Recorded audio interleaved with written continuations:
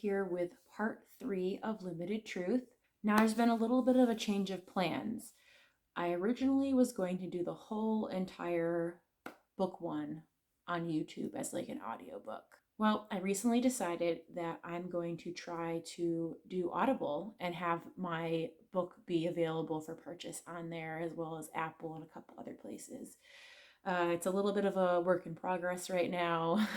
They keep on thinking that I'm stealing my own book. Several people have auditioned to be the narrator. It's really exciting. And I'm hoping once this gets resolved that even more will do so, and I'll be able to pick somebody and we'll be able to go forward and produce it. So that being said, I'm probably going to stop with these videos of the book. We'll consider this like a sneak peek, because I can tell you, based on the auditions that I've heard so far, it's a lot better than my voice. So exciting things are happening.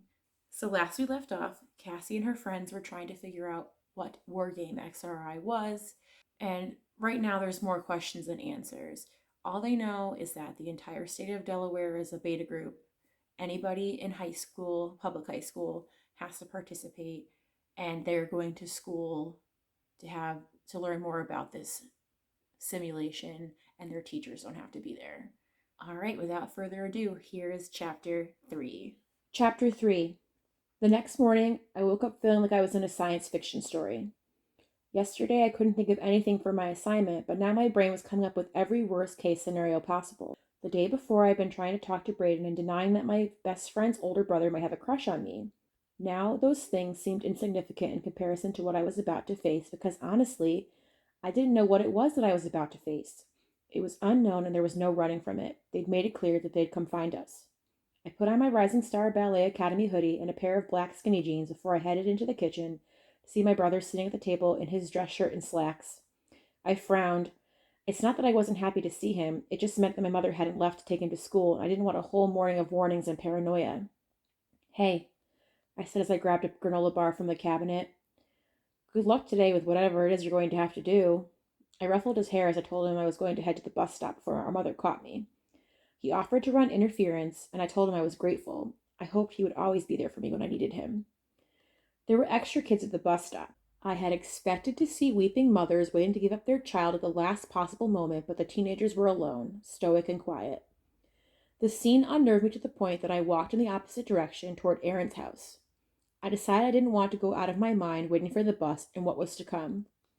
He was getting into the El Camino as I walked toward his driveway. "I was going to come and see if you wanted to ride, but this works. There's about 10 extra kids down there looking like we're about to be carted off to a death camp." A part of me felt awful for saying that, but Aaron didn't judge. "I'll pay for Java Jones again if you want."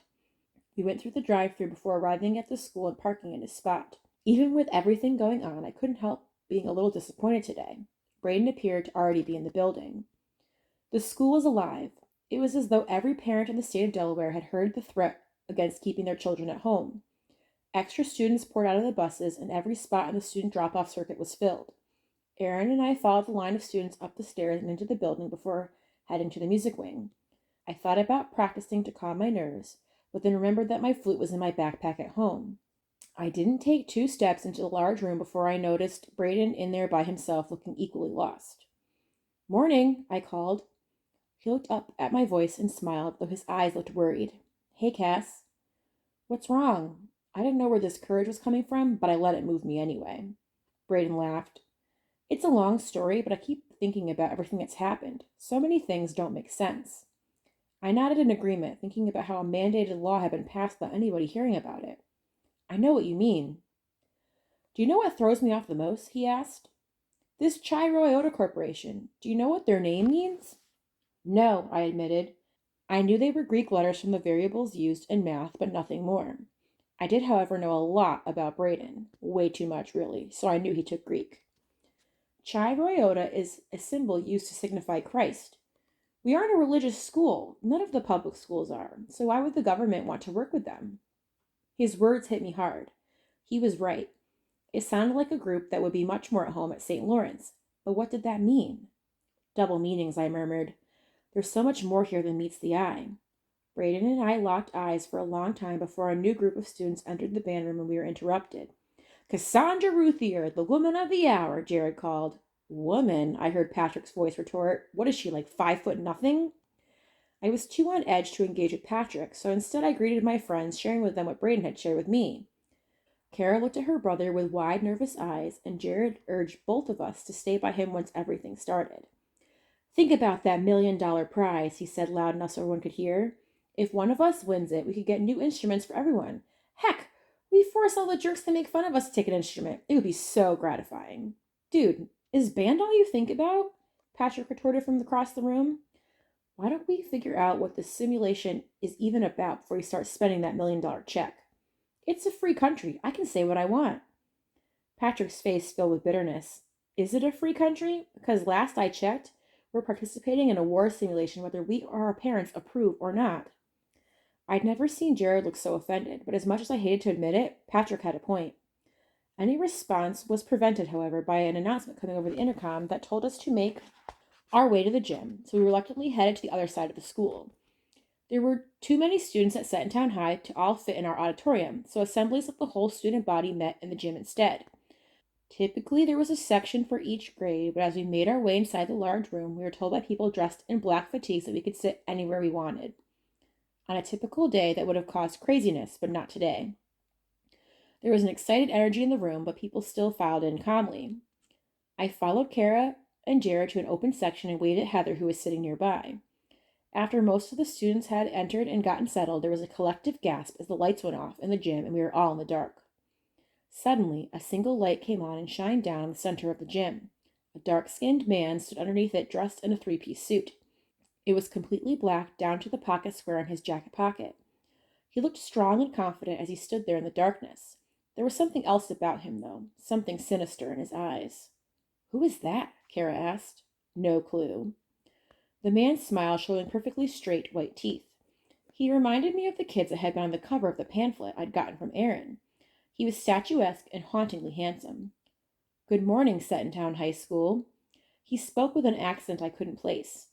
It sounded like a cross between British and somewhere Caribbean. Whatever it was captivating, and I felt myself sitting up higher in my seat to listen to what he had to say. Somewhere in your crowd is your school champion, maybe even your national champion. I don't know what it was. Maybe it was because we were in a gym and this sort of felt like a pep rally, but people actually cheered at those words. They must have been like Jared and really wanted the glory and money. I'm glad to see you all made it. The mysterious man's voice was riddled with sarcasm. We all knew there was no choice. My name is Owen, and I'm here to tell you about Wargame XRI. I jumped out of my skin as bass-heavy techno music began to blast over an expensive sound system I knew our school could never afford. At the same time, a huge projector began to lower from the ceiling. Where did that come from? Kara asked. Jared, who sat on her other side, swatted her arm. Shut up and listen. The same logo and catchphrase that had been printed on the banner over the office was displayed on the screen before it faded out to a beautiful red-headed girl in black fatigues standing proudly. Where did they find these actors? They were so perfect I was going to start calling them super children instead of supermodels. You are about to take part in the state-of-the-art simulation of combat and warfare, Wargame XRI. By the end of this short video, you will know everything you need to know to participate in round 1 of the simulation. The screen panned out so you could see more of the girl's black uniform. She had on utilitarian boots that rose to the middle of her calf, and you could see the protective padding on her chest and back in better detail as she explained the wargame we were about to take part in. The simulation is to prepare you and your peers for a worst-case scenario. In today's day and age, one can never be too prepared for the call to fight for your country, and there may be a time when your military needs your assistance.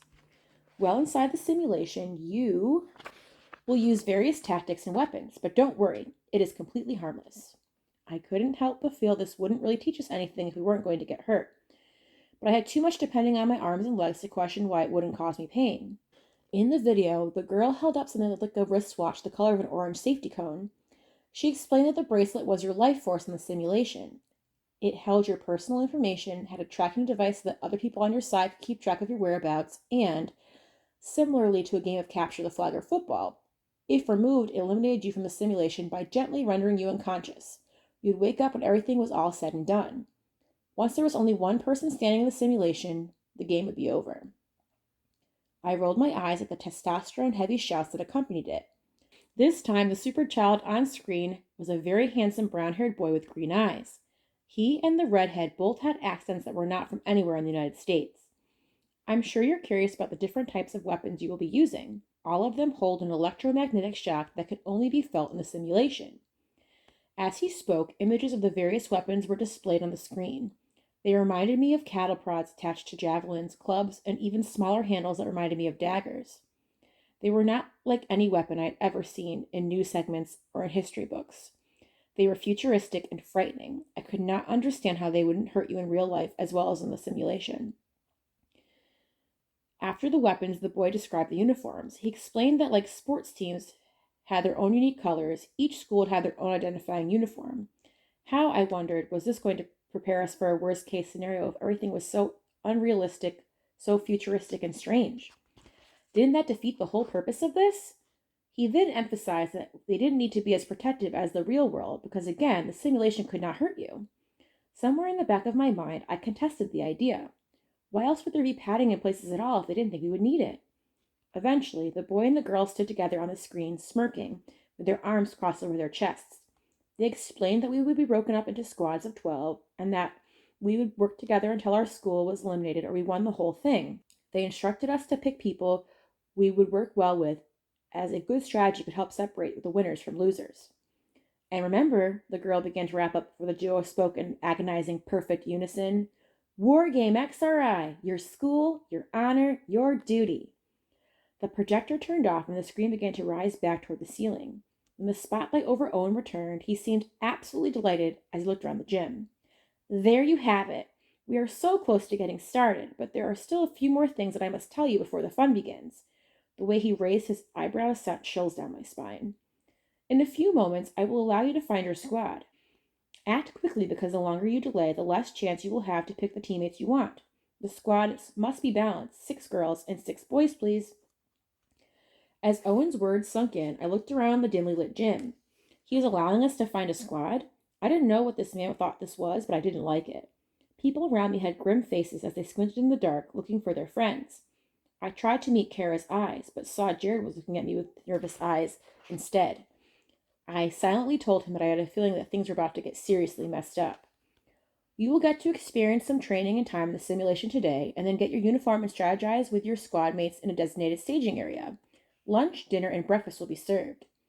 He paused when people began to protest and freak out. Here it was, the part where things took a turn. I braced myself as he smirked. Yes, you are staying the night. Did you really think we were going to let you go home? He laughed heartily. We'd have to hunt you down all over again. I was suddenly very aware that our teachers were not present.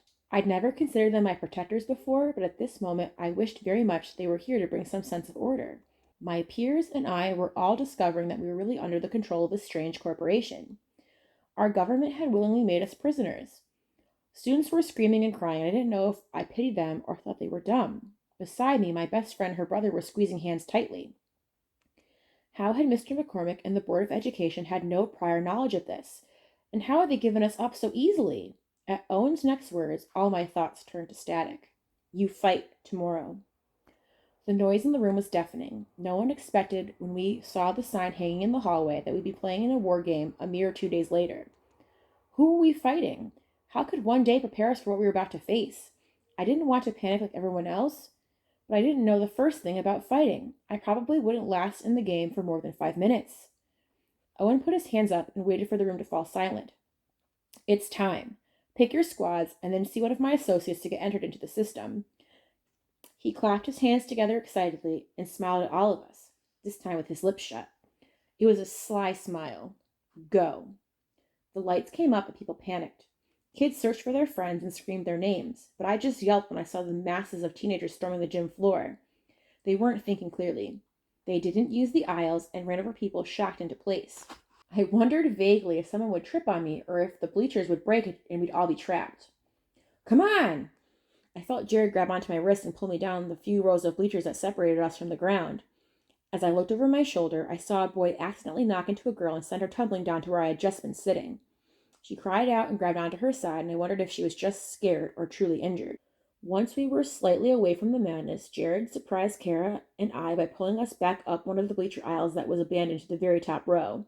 He backed us into the corner before he said, "We're starting a squad." "This is crazy!" Kara screamed, and we looked on in shock as people pushed and shoved in desperation. I watched as two people fought over somebody they both wanted in their squad. Owen looked on with elation, and for the first time all morning I found myself angrier than scared. Mr. McCormick was sitting on a raised platform stage with him. The man looked like he was in a nightmare, his hand clutched around a glass that held a clear liquid, but I doubted very much that it was water. How could he have allowed this? How could he just sit there while this happened? I wanted to walk down and yell at him. I wanted answers, but before I took a single step, a voice brought me back to my senses. Cassie! Aaron was climbing up the bleachers, and I power walked down the space that separated us and jumped to throw my arms around his neck. Braden and Patrick were with him, and I was so relieved to see that people I knew were okay and not hurt that I hugged each one in turn as well.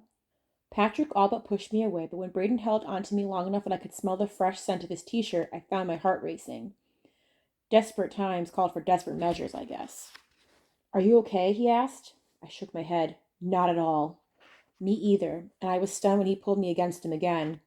Over on the top row, Jared stared at me and Braden like he wasn't sure what he was seeing. I thought about what Kara had said to me yesterday, about how Jared liked me more than as a friend. I didn't have time to process what all that meant right now, though. We need a squad, Aaron explained. You want to make one? Kara stared at the boys like a deer in the headlights. I think the whole situation had overwhelmed her to the point of shutting down. Jared still looked dumbfounded at Braden and I, so I finally pulled away from the older boy.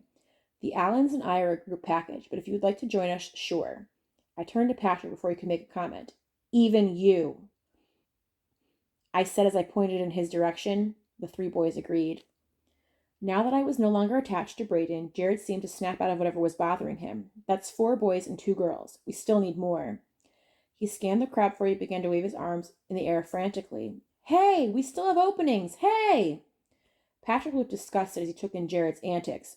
Dude, are you sure about this? He asked Braden. Absolutely. That was when I saw someone on the gym floor looking lost, and I knew I had to help her. Heather stood there in her Rising Star Ballet Academy sweatshirt, looking like she was afraid to search for anyone. Even though some groups were heading over to the tables where black-clad super children were typing information to laptops, there was still plenty of hysteria. Hold on, I called to the group before I ran down the bleachers. I heard Jared call to me, but I couldn't stop, not until I knew Heather was safe and out of the craziness. I pushed past equally lost people and groups of kids that were still arguing until I was able to get to her. Cassie, oh my God, she exclaimed, looking so relieved to see someone she knew. I tried to stay with people from choir, but they're all gone. I panicked. I grabbed her hands. My squad has plenty of room. You can come with me. Heather looked so happy to hear that, but as I pointed out where everyone was standing in the bleachers, I heard another voice that didn't make me feel as good as I had hearing Aaron or Braden's. Cassie, do you have a squad yet? Heather and I turned to see another girl from choir who knew me better than other people in our school. Amelia Esterhazy was Aaron's ex. Since we lived in the same neighborhood, I would see the two of them walking around in the summer and in the music wing in the early months of my freshman year. They had been hot and heavy, making out by his car or in the corners of the school they weren't supposed to venture into. About a month ago, though, it had suddenly ended, and Aaron was quiet and moody for a few weeks afterward. Nevertheless, desperate times were calling for desperate measures. Right now, I was a familiar face in a sea of insanity. I didn't know if I had it in me to refuse her. I do, Amelia, I replied as warmly as I could muster, but Aaron is in it too. I watched her stand there for several seconds as she appeared determined if being with a bunch of strangers was better than being on a squad with her ex-boyfriend. Whatever, I'm in. I pulled both girls in the direction of the top of the bleachers. 2 more boys now stood with my group. One was the tuba-playing senior Garrett, and a sophomore whose name was Jeremy McGinnis, but was clearly from a country in Southeast Asia. He played the French horn. Kara was clearly relieved when she saw I had more girls with me.